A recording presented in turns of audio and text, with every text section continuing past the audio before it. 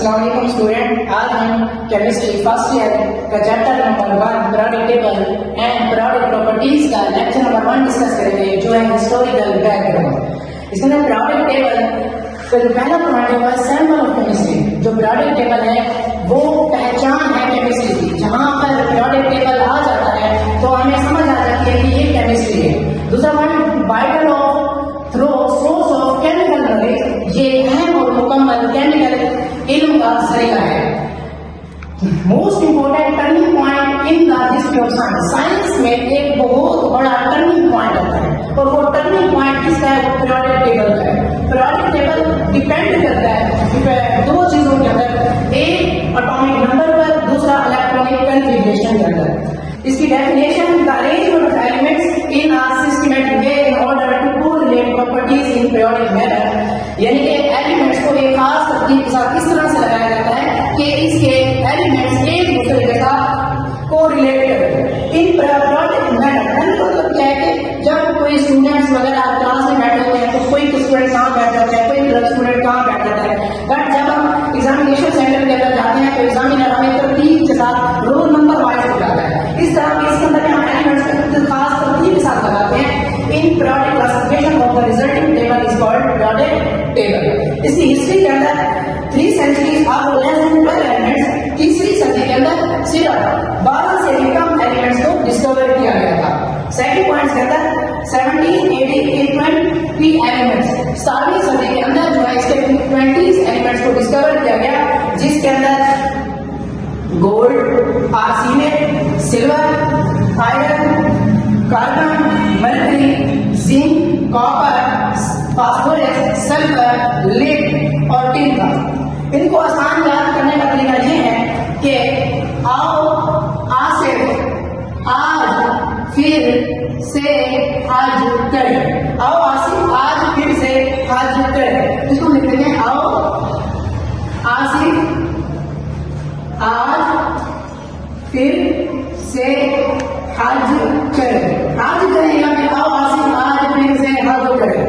आगे zinc, copper, phosphorus, sulphur, lead और tin को जैन को इसको हम लिख सकते हैं जैन को प्यार से पंजाबी सुनाओ। इसको हम इस तरह से याद कर सकते हैं कि जैन को प्यार से पंजाबी सुनाओ। हमारा तीसरा पॉइंट है ओवर द टाइम, यानी कि जैसे जैसे वक्त गुजरता गया, with the passage of time more elements were discover, और एलिमेंट्स दरियाफ्त होते गए। प्रॉम्प्टिंग का मतलब है उजागर करना, मजबूर करना। इन्होंने क्या किया? साइंटिस्ट को सोचने पर मजबूर कर दिया कि और एलिमेंट दरियाफ्त होते हैं और उनको अरेंज करें एक रेगुलर तरतीब के अंदर। अभी चौथा point, end of 18th century के लास्ट में एक साइंटिस्ट था एटॉमिक डिवाइसर, इसको फादर भी कहते हैं साइंस केमिस्ट्री का। इसने पीरियोडिक टेबल को क्लासिफाई किया 2 हिस्सों के अंदर। उसने कहा कि जो पीरियोडिक टेबल के एलिमेंट्स हैं, एक या तो मेटल है और दूसरे नॉन मेटल है। पॉइंट नंबर 5 है 1829 के अंदर जो फाइनल साइंटिस्ट था उसने एलिमेंट्स को तरतीब दी 3 एलिमेंट्स के अंदर, यानी कि इसने 3 एलिमेंट्स का ग्रुप बना लिया, जैसे कि ये लिथियम, सोडियम और पोटेशियम, और इसने इनको ट्राइएड्स का नाम दिया।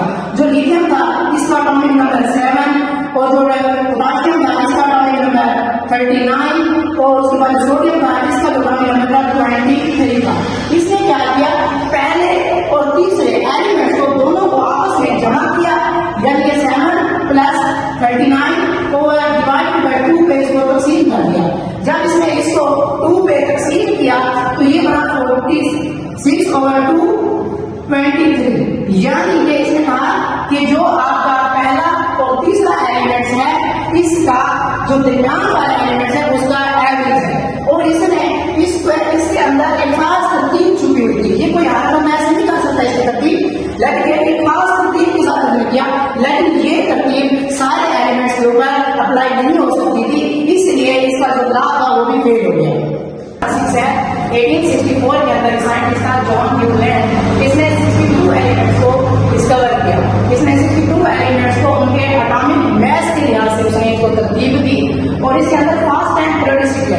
पीरियोडिसिटी क्या होती है? ये एक खास इसका मतलब होता है एक खास वक्फों में खसूसियात में सिमिलरिटी का आना, सिमिलरिटी का आना क्या कहलाता है? पेरियोडिसिटी कहलाता है। यानी इसने 8 एलिमेंट दिए जिसके अंदर जैसे lithium, beryllium, bromine, carbon, nitrogen, oxygen, chlorine, sodium, magnesium, aluminium, silicon, sulphur, phosphorus, sulphur और क्लोरीन, ये एलिमेंट थे। यानी कि आपने सर एक नियॉन का है, तो उस वक्त नियॉन डिस्कवर नहीं हुआ था क्योंकि उस वक्त नोबल गैसेस को डिस्कवर नहीं किया गया था।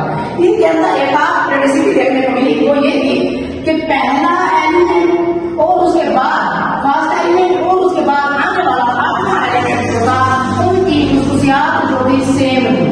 आठवां एलिमेंट और उनके पहला एलिमेंट और उसके बाद आने वाला जो था आठवां एलिमेंट था उसकी खसूसियात सेम थी। जैसे लिथियम और सोडियम की सेम थी, बेरिलियम और उसके बाद मैग्नीशियम की सेम थी, ऐसे कार्बन और सिलिकॉन की जो खसूसियात थी वो सेम थी।